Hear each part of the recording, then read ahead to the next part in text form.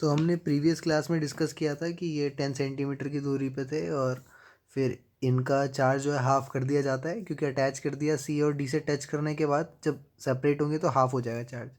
और उसके बाद डिस्टेंस भी रिड्यूस कर दिया 5 सेंटीमीटर। तो बताना था हमें फोर्स, है ना। तो ये क्वेश्चन क्या है कि हम मान लेते हैं ए पे चार्ज था क्यू स्मॉल वाला और बी पे था कैपिटल क्यू। तो फोर्स होगा k q q upon r square. R distance है, भले ही सवाल में 10 सेंटीमीटर दे रखा है मगर ज़रूरी नहीं है कि लिखना है, ठीक है। डिस्टेंस 10 सेंटीमीटर है, कोई बात नहीं। जब सी और डी टच हुए ना तो उनका चार्ज क्या हो गया, सिमेट्री की वजह से क्यू बाई टू हो गया, ठीक है।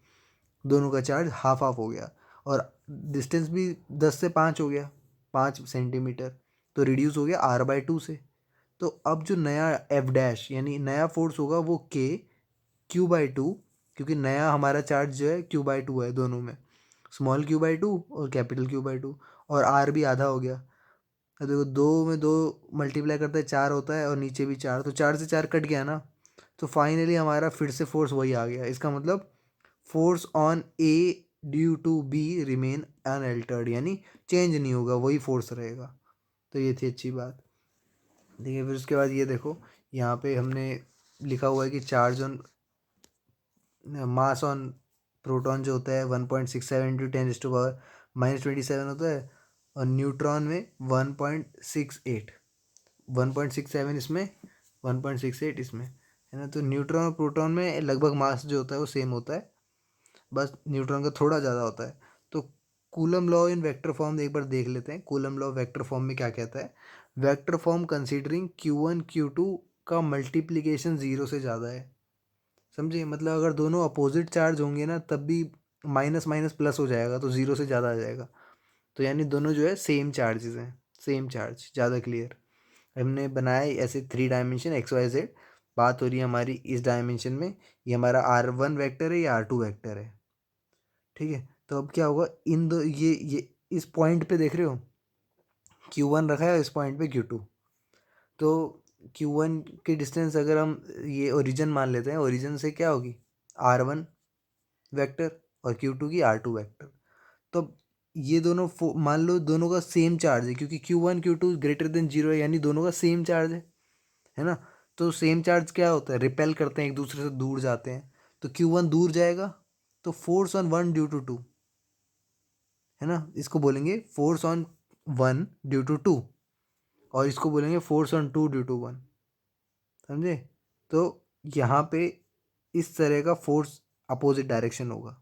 और यहाँ पे अगर हम ये निकालने की कोशिश करें कि आर जो है वो 1 से 2 का कितना है, या ये रिजल्टेंट जो है वो 2 से 1 का कितना है इस साइड, तो लाइक चार्जेस हैं, ठीक है। तो बोल रहे हैं कि R1 से 2 की क्या होगा, R2 - R1। मैं बोलूँगा R1 से 2, ठीक है। ये चीज़ लिखना पड़ेगी नोटबुक में। 1 से 2 होगा R2 - R1, R2 से 1 होगा R1 - R2, final minus initial, ठीक है। फोर्स की बात करें, ये आर की जरूरत क्यों पड़ी, फोर्स की वजह से। डायग्राम देखते रहना। Force on 2 due to 1, force on 2 due to 1 मतलब दूसरे पे फोर्स लगा कितना, पहले की वजह से। तो K Q1 Q2 अपन R12 का स्क्वायर, यहाँ देख रहे हो R12 का स्क्वायर। मैं इसकी बात कर रहा हूँ अभी, इस पर्टिकुलर फोर्स की। चीज़ों को देखना है, यहाँ पे R12 और 1 2 दिख रहा है, यहाँ 2 1 है, देख रहे हो उल्टा चल रहा है। फोर्स ऑन 2 ड्यू टू 1 जो होगा वो R12 का स्क्वायर। देखो ये वाला एरो इस साइड जा रहा है ना, जो दो एरो जा रहे हैं इस साइड, एक तो ये वाला फोर्स ऑन 2 ड्यू टू 1 है, यानी F21, और R12। तो R12 इस साइड जा रहा है, इसका एरो इस साइड है, ये फोर्स का भी एरो इस साइड है। तो इसलिए यहाँ पे आएगा R12 का स्क्वायर और R12 का पावर, यानी कैप बोलेंगे इसको, R12 कैप, है ना। तो बिकॉज आर कैप जो होता है वो r vector upon r scalar होता है, ये हम पढ़ चुके हैं। सिमिलरली इसी को आगे एक्सटेंड करेंगे तो हम क्या कर सकते हैं कि आर कैप की जगह हम आर वेक्टर अपॉन आर रख सकते हैं। और आर वेक्टर रखा और नीचे आर रखा तो यहाँ क्यूब हो गया, ठीक है। सेम गोज टू R12 के लिए, मतलब F12 के लिए। अभी हम फोर्स ऑन 2 ड्यू टू 1 देख रहे थे, फोर्स ऑन 1 ड्यू टू 2 देखेंगे, सेम प्रोसीजर है, बस यहाँ पे नेगेटिव साइन आ जाएगा, है ना। एक साइड तो नेगेटिव लेनी पड़ेगी ना हमें, जब वेक्टर्स की बात है। ये बात हमें क्लियर है। ये देखो, आर जैसे K Q1 Q2, ये देखो R12, तो यहाँ पे वन, यहाँ पे 2 1 हो गया, ये 1 2 हो गया। देखो एक चीज़ है कि जब मैं वेक्टर की बात करता हूँ तो डायरेक्शन मैटर करती है, स्केलर की डायरेक्शन मैटर नहीं करती। एक बात बताओ, ये इतना ये हिस्सा जो है, ये वाला दिख रहा है तुम्हें अगर, हाँ ये वाला हिस्सा, ये मैं बोल रहा हूँ 5 मीटर का है, ठीक है, तो 5 मीटर तो स्केलर है ना, वो इधर से इधर तक भी 5 मीटर होगा, इधर से इधर तक भी होगा, डायरेक्शन मैटर नहीं करती। इसलिए यहाँ पे लिख सकते हैं 1 2। मगर R1 मतलब फोर्स अगर 1 2 का निकाल रहे हैं तो R21 लेना पड़ेगा, ये बात तो है। ठीक है, मैंने नीचे ये क्यों लिखा है अभी बताता हूँ। इसको रहने दिया क्योंकि ये स्केलर टर्म थी, स्केलर था ना नीचे, तो फ़र्क नहीं पड़ता। मगर ऊपर वेक्टर है, उसको वेक्टर को अगर बदल रहा हूँ ना, R21 से R12 कर रहा हूँ, तो माइनस साइन लगाना पड़ेगा, क्योंकि डायरेक्शन चेंज हो रही है ना, दोनों की डायरेक्शन चेंज है, एक दूसरे के अपोजिट है, इस वजह से। तो इसका मतलब एक चीज़ समझ में आती है कि it obeys Newton's third law, कि फोर्स ऑन 1 ड्यू टू 2 जो है वो is equals to negative of force on 2 due to 1 है। अब प्रिंसिपल ऑफ सुपरपोजिशन देख लेते हैं कि net force on a particular charge due to many other charges surrounded it is equal to vector sum of all individual forces on that charge. तो होगा क्या कि जैसे यहाँ पे चार्ज Q0 है, ये Q1 है, ये Q2 है, ये Qn है, बहुत सारे चार्जेस हैं आसपास। ठीक है, अगर हम एक्स वाई प्लेन पे देखें, वैसे तो तीनों एक्सेस देख रहे हैं हम, ये चार्ज जो है ये हवा में है, ठीक है, मतलब ऐसा नहीं है कि 2D है, 3D में है। और यहाँ पे Q1 Q2 जो है वो ग्रेटर देन 0, यानी सारे चार्ज मतलब आपस में क्या है, रिपेल हो रहे हैं, क्योंकि सेम चार्ज है, लाइक चार्जेस हैं। तो देखो Q1 के ऊपर जो फोर्स होगा वो Q0 के ऊपर जो फोर्स होगा वो Q1 की वजह से भी लगेगा, Q2 की, Qn की, सबकी वजह से लगेगा। एन यानी बहुत सारे, मतलब सब सारे चार्जेस को कवर करा जाए।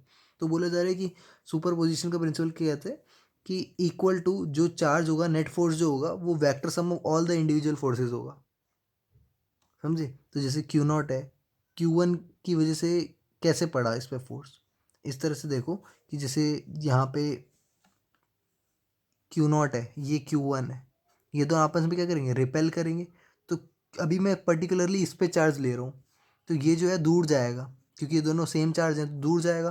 तो फोर्स ऑन 0 ड्यू टू 1, समझ में आया? अब इसकी वजह से चार्ज पड़ेगा इस पे, तो force on 0 due to n, इसकी वजह से चार्ज पड़ेगा इस पे, तो नीचे जाएगा फोर्स ऑन, सॉरी ये यहाँ से चार्ज पड़ेगा ना, क्योंकि चार्ज तो यहाँ है, फोर्स ऊपर जाएगा, तो फोर्स ऑन 0 ड्यू टू 2, समझ में आया?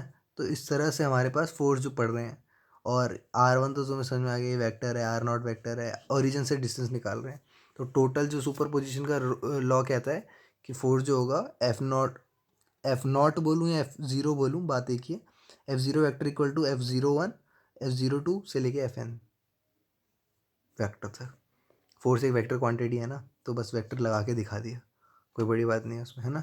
तो K Q0 Q1 अपन R01 का स्क्वायर और R10, ये चीज़ समझो, ये बताई हुई है मैंने, अभी भी बताई थी कूलम्स लॉ के टाइम पे, है ना। क्योंकि यहाँ पे अगर हम 0 1 ले रहे हैं, 0 1 ले रहे हैं, तो कैप जो आएगा वो R cap 10 वाला आएगा, नीचे तो चलेगा कुछ भी, क्योंकि वो तो स्केलर क्वांटिटी है ना, स्क्वायर जो है स्केलर बना देता है चीज़ों को, वो तो चलेगा। यहाँ पे आएगा R10। सिमिलरली के Q0 Q2 अपॉन R02, मगर यहाँ 20 आएगा, ठीक है, आर कैप।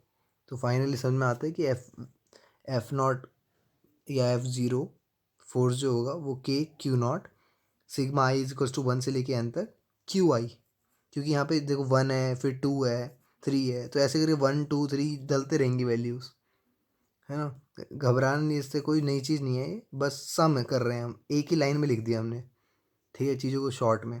तो यहाँ क्या है, 0 2 0 1 0 2, तो यहाँ पे 0 I लिख दिया का स्क्वायर, और R cap I0, ठीक है। एग्जाम्पल से समझते ज़्यादा क्लियर होगा। ये क्वेश्चन देखो कितना अच्छा क्वेश्चन है, मतलब क्लियर करने के लिए कॉन्सेप्ट सही है। ये प्लस चार्ज है Q प्लस, ये Q प्लस चार्ज है A पे, B पे Q प्लस है, C पे Q माइनस है, और सबकी लेंथ L है। हमें बताना है नेट फोर्स कितना होगा A पे, किस पे, A पे। तो यहाँ देखो, अब A पे फोर्स निकाल रहे हैं, इसकी वजह से क्या होगा, अगर मैं बोलूँ प्लस प्लस चार्ज क्या होते हैं, एक दूसरे से दूर जाते हैं, तो यहाँ पे दूर चला गया फोर्स, क्योंकि इसको दूर धकेलेगा ए को, है ना। तो जब ए को दूर धकेले तो क्या हो गया, force on A due to D. यहाँ देखो, यहाँ बड़ा अच्छी चीज़ है, क्या हो रहा है, दोनों अट्रैक्ट होंगे ना, तो यहाँ पे आएगा force on A due to C. और ए बी को देखो, इन दोनों में ये धक्का देगा उधर को, force on A due to B.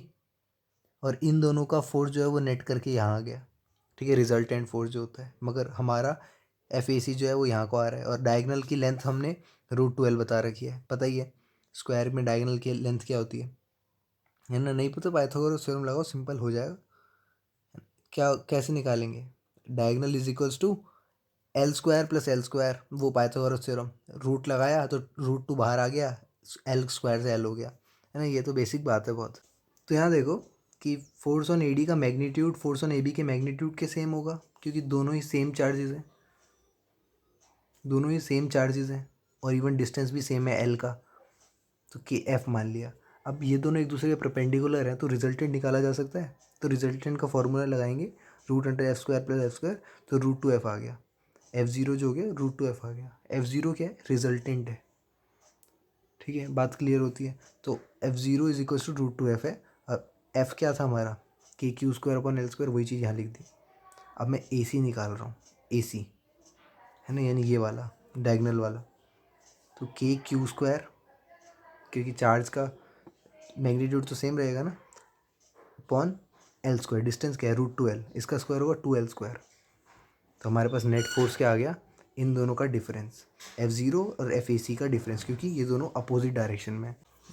तो F0 ऊपर जा रहा है और FAC नीचे आ रहा है, तो इन दोनों का रिजल्टेंट क्या होगा, इन दोनों का सब्ट्रैक्शन होगा, नेट फोर्स।